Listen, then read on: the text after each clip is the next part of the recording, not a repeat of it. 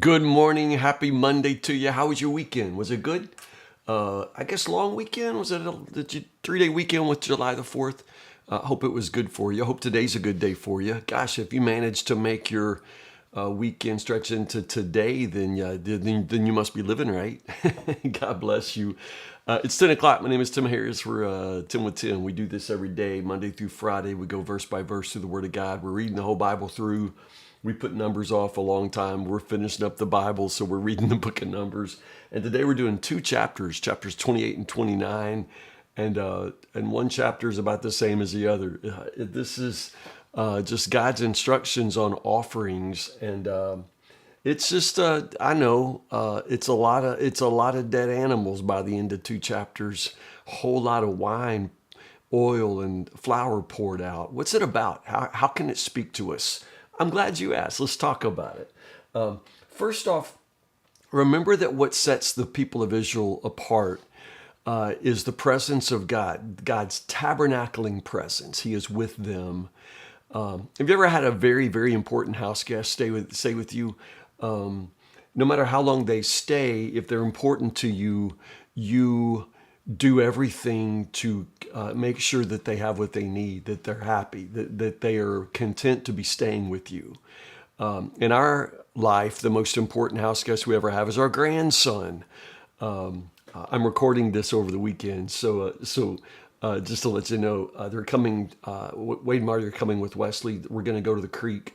I've got this old, inflatable raft that I use like a boat that I take to Florida. I keep it upstairs, but I take it to Florida once a year. I pull it out, I air it up, and I ride the waves. Like this is my thing.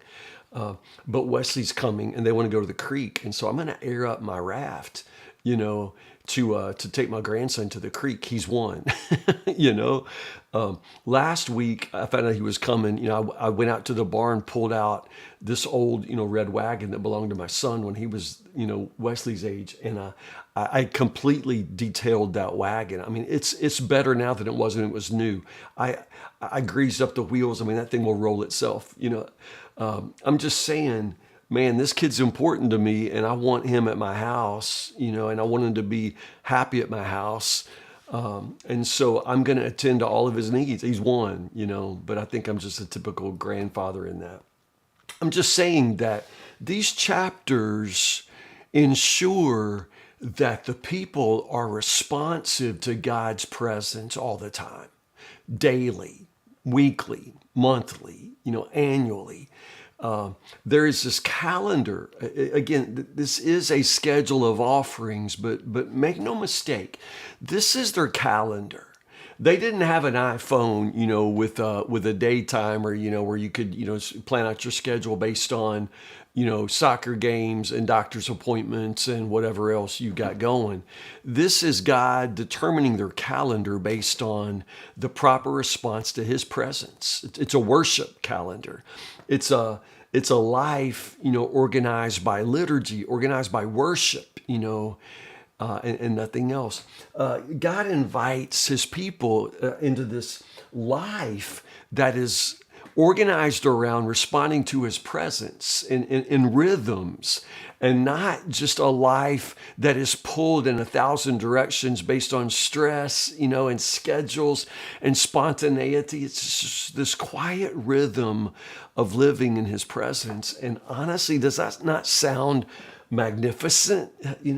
And so, while the repetition? Well, the repetition is just building this rhythm of worship into their lives. So twice a day, there are sacrifices made, and that never changes. Every day, twice a day, there are regular offerings made, and it's two lambs, two lambs per day, two lambs in the morning offering and then the evening offering, I believe.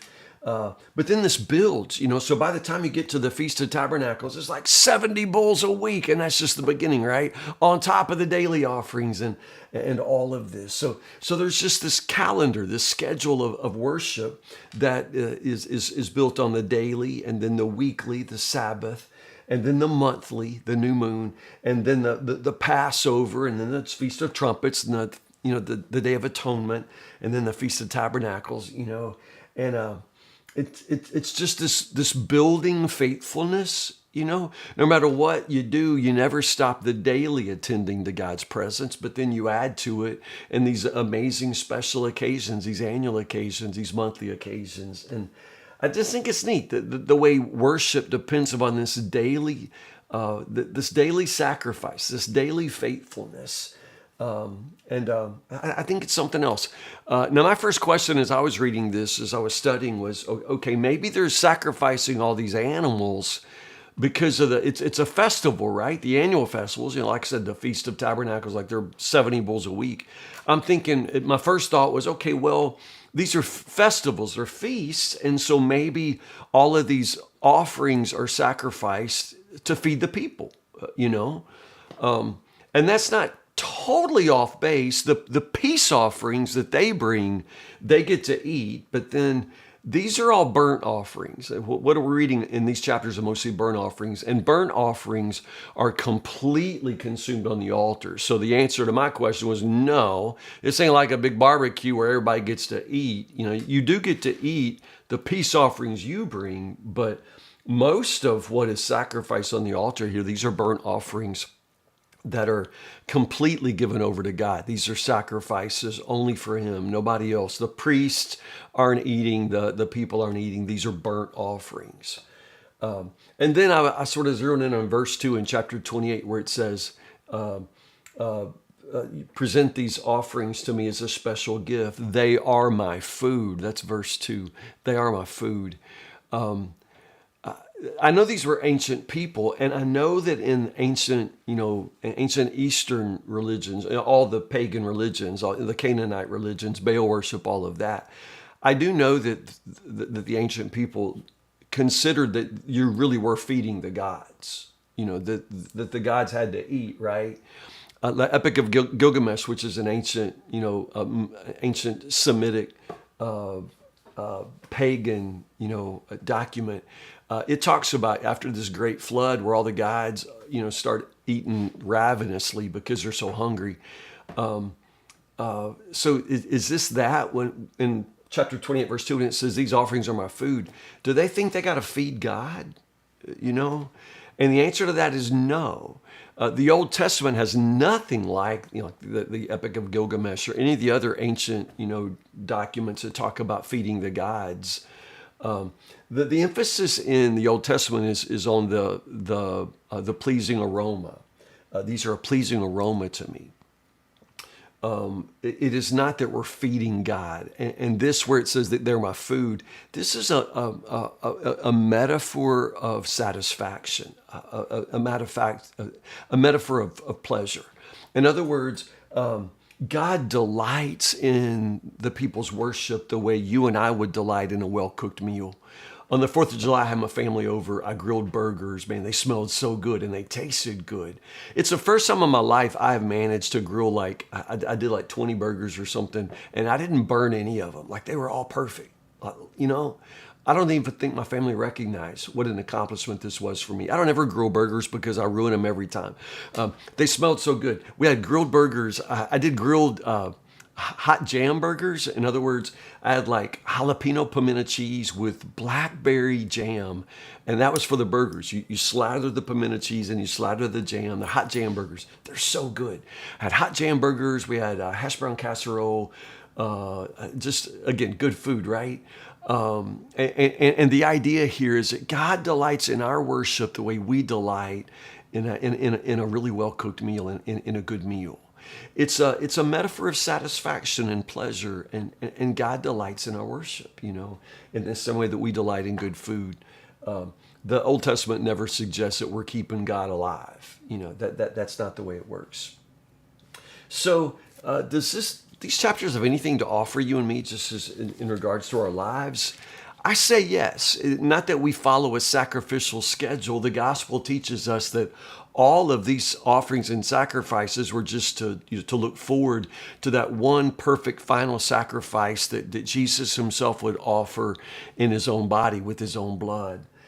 So it's not that we need these kind of sacrifices, but I do think we need lives that are based upon responding to God's presence. It's still worship, right? And our lives are so dictated by obligations and schedules and stress and all of that. Wouldn't it be great if our daily lives began and ended like in chapter 28, the daily offerings in the morning and the evening, you just keep coming back to a recognition that God is with us, that we should attend to his presence because he's with us. We forget his presence, but he's with us all the time. What if your every day and every evening began and ended, with coming back to God and recognizing his presence? What if Sunday, like the Sabbath in the ancient people of God's rhythm, what if Sunday was not just, the only day you got for you, but what if you recognize, no, I have 6 days that are for me. This day is for God. And you literally let Sunday anchor your life in worship, And what if then monthly, I don't think we have anything like the new moon sacrifice, but what if we built into each month, the beginning of the month, a recognition of the passage of time and the goodness of God and his enduring presence. And then, these annual sacrifices took planning, and community and celebration. And I guess it's like Christmas or Easter for us, but what if we made those, these massive sacrifices for worship, build those into our year so that we, again, are constantly attending to God and to his presence and recognizing how our lives depend upon him. I'm just saying, what if our calendar was dictated by our desire to worship him, our sacrifices for the sake of worship, and not our sacrifices for the sake of, doctor's appointments and travel ball? That's all I got to say about that.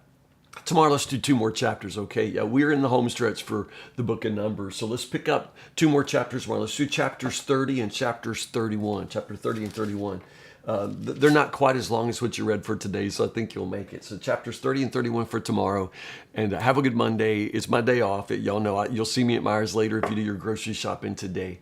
If not, I will see you tomorrow, Lord willing, 10 o'clock for 10 with Tim. Have a great, great Monday. I'll see you tomorrow.